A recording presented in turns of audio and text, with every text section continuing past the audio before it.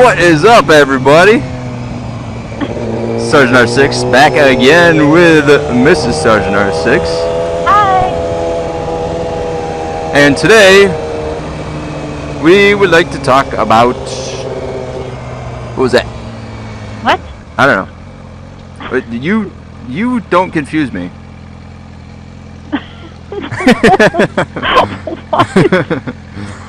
I'm glad. No, I was telling you not to confuse me. Oh, I said I don't. Okay, I'm glad either way. Anywho, back to what we haven't started talking about yet. Today's topic is about what is it? Co-ed living, Yeah, but I no, guess. but no, wait, it's non-romantic co-ed damn it, non-romantic co-ed living arrangements. And relationships in general. Basically, I think it boils down to, like, can guys and girls just be platonic friends? Yes. So, and especially if they're living together. yes. Which one of us has had experience. So basically this whole thing stems from her coming up with this topic, and I had kind of thought about coming up with something to say on this, but I didn't really know how to word it, or really how to generalize the vlog, I guess I don't really know what I'm trying to say in that regards, but so I've been friends with, we'll call her Michelle. I mean, she's younger than me, so she is Not much. no, but she's still younger than me. So I've been friends with her for a while.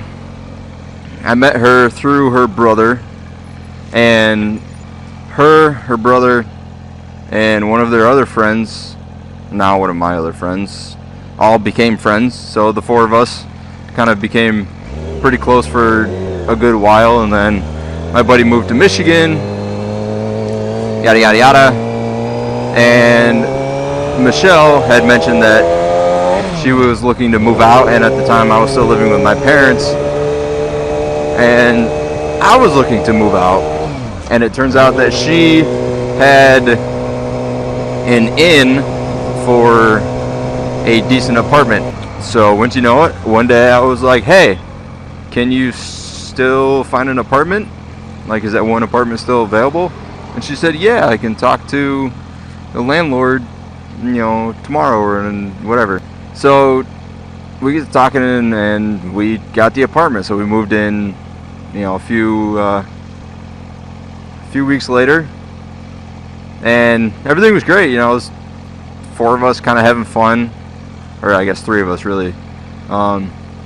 Just hanging out, not doing anything crazy, drinking every once in a while, and having a few friends over here and there, but it wasn't anything too crazy. So time goes on, and right around the time that I meet Mrs. Sergeant R6. Hi. Yes. She's still here, don't worry. I didn't drop her off the back a while ago. I started talking to her quite a bit, and I ended up going to a wedding with Michelle. This was kind of a dick move on my part, because during this wedding, I was texting my lady right behind me pretty much the entire time, instead of hanging out with Michelle and just being there as a friend and all that stuff, and which like I said, it was kind of a dick move. I should have. Well, do you not agree? Like, well, yeah, but see, you never really admitted that before this very moment. No, are you sure? I thought I said that before. All right, well, I don't know. Well, at least maybe not to you, but I have said it to other people though. It was very stupid of me to just act like I did and not really be there at the wedding instead of. And then after the wedding, we were supposed to be going out with a few other friends that we were meeting up with right around the corner at a bar, and we get outside to Michelle's car after the wedding to drop a few things off, so we're not, you know, carrying a whole bunch of stuff into the bar. And as we're walking out, she's mad at me, clearly. I don't know. I didn't understand what was going on. I really didn't. I think a lot of guys will relate to this and not understanding why women are mad at them. I mean, obviously it made sense after we got talking, and you know, oh shit. You're fine. All right. After we got talking, and she started telling me, you know, why she was mad and everything, and we had been living together for 3 months, I think, something like that, 2 or 3 months, and we've known each other for a little while, since I think November of the year previous. So we've had plenty of time to hang out and find out who each other were. You know, we're obviously good friends. I still talk to her now and again. And she told me that she had some pretty strong feelings for me, and that she thought that, you know, we could become something. We could become together. And I mean, I tried to let her down as easily as I could. I told her, I was like, honestly, you know, I don't feel the same way. I'm sorry if you got mixed signals or anything like that. It was just rough. Thankfully, she forgave me pretty quick. So yeah, the question is, for anybody else watching this, have you ever lived with somebody of the opposite sex? And if you have, oh my goodness. well, you staring at me. Ready to give him a rev. Okay.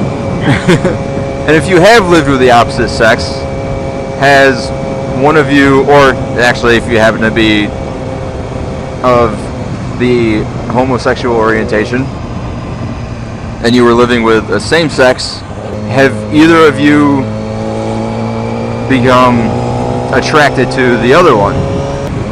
I'm gonna say 99% of the time, at least one or the other falls for the other. I'm gonna guess that usually it's actually the guy who falls for the girl. You think so? I really do. And I'm that 1% that that broke the chain. You did, and you kind of suck for it, but I love you. I'm really glad that it worked the way it is. Yes. I like Michelle and everything, but I feel like I'm with the person who's the love Look of my life. Another so. 2 up. He didn't want to wave at me. Jerk. Do you want me to interject? Yeah, go ahead. Absolutely. So I guess like when you and I had started hanging out a little more, bump. you know, you guys were still, you know, living together. Yep.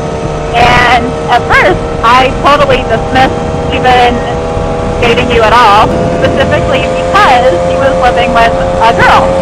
And to me, that's just asking for trouble. And from my perspective, I'm like, okay, if I'm dating this guy, there's a certain amount of intimacy that's built just through spending time with another person, especially the opposite sex. And so I think the first time I kind of mentioned something to you was about going grocery shopping together. Yep, I remember that. Because from a woman's perspective, like, I know grocery shopping sounds like the most mundane thing in the entire universe. It actually can be like a bonding experience, and, you know, you make memories just by being together and doing things. And for me, like, I was starting to really get close to you, and, you know, I felt like I wanted to be the one who was building those memories and that intimacy with you. And yeah. That, if you were going to be spending that time with her, it would be taking away from our future relationship. So I just kind of felt like something had to be said at that point, and, you know, depending on how that conversation went, would kind of dictate whether I felt, you know, our relationship was worth staying in or not. I say a lot. That's what I do too. I say but, and so. So I don't think I can do it. I kind of lost my train of thought there. All right, so I guess my question to you, hopefully the camera picked all this up. I'm not sure if it did. Yeah, I don't know. What did I say? Well, you were pretty understanding about it. Right. You tried to convince me that you guys were just friends, and actually, you seemed really genuine about it, but I also am not a catty woman, right. So I actually, like, care about Michelle's feelings. So I guess I was kind of watching out for her back too. Just she seems like a really nice person, and I could tell, like, you know, she probably felt differently than you did about just being friends. So I kind of like to be respectful of that before and let you guys work things out. Right.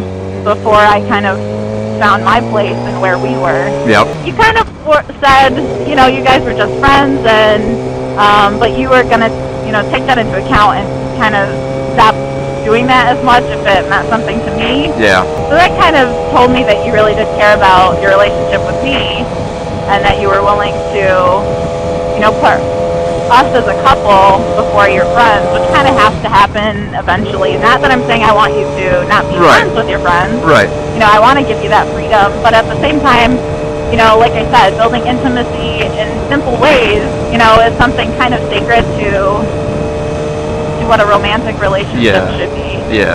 Kind of, like, it bothered me, you know, to know, okay, he's going home to this girl every night, she's making him food, and she's, you know, they're going grocery shopping together, and, you know, just having moments that, you know, I was missing out on, and I just didn't know if I wanted to deal with that kind of situation.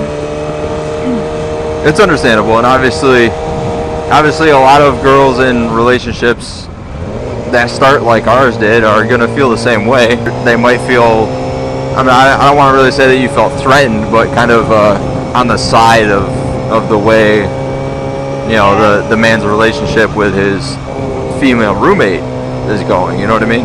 Yeah. So, well, there's like I mean, science will tell you, even like attraction between men and women, I mean, there's a really high probability, especially if you're living with somebody of the opposite sex, that there's going to be some kind of attraction, and that there are going to be moments of temptation, and, you know, even though I trust you wholeheartedly, that doesn't mean that you're not being tempted, and that there's not, I don't know, you know, like intimacy being built when you don't even realize it. Right. All right, everybody, I hope you enjoyed that. Please let me know. Oh god, big bump. Oh, sorry. Please let me know if anybody's been in this type of situation, or if they know somebody's that's been in this type of situation. Or even just what your thoughts are on if you think that men and women can have platonic relationships. Or your thoughts, but make sure you put them in words, because I don't have a pensive, and I can't just, you know, pull thoughts out of your brain. Oh my god. Harry Potter reference, anybody? Nerd alert! Don't pick on Harry Potter fans. Oh, I'm not picking on Harry Potter. You got one riding right behind you. Well, I know. You got one driving the motorcycle. Come on. Oh. Wow. Look at this nice car. Nice car, dude. Sweet. So, again, please let me know any comments that you guys have about this topic. I feel like it's a pretty good topic. Sorry. Your sound effects are amazing. So go ahead and make sure you leave a comment down below. I know that's like the 5th time I said that. Also, please hit that like button. And if you haven't already, go ahead and click the shit out of that subscribe button. That guy just nodded at me, I think, because he thought I was talking to him. What a doofus. I love your doofus. That Burger King is like brand new. Why is there a brand new Burger King in like downtown? It's new? It looks brand new. I don't know. I think so. Oh, don't hit that bump. It looks empty to me. Are you telling yourself not to hit bumps? Yeah. No, I was telling you to not hit that bump. Okay, because I've got so much control of where the bike is going. Oh, goodness. Can I just finish the vlog? Did you just call me Katniss? Yes, I called you Katniss. Oh, PETA. How I love you. Except Katniss doesn't really love PETA. In the end, she grows to Doesn't love him. really. She kind of grows to love him. She is incapable of true love. What a bitch. Well, Aww. she is. I don't know. Whatever. Devoid of emotion. Yeah. Yeah. Okay, so I will see you guys at the next one. Peace!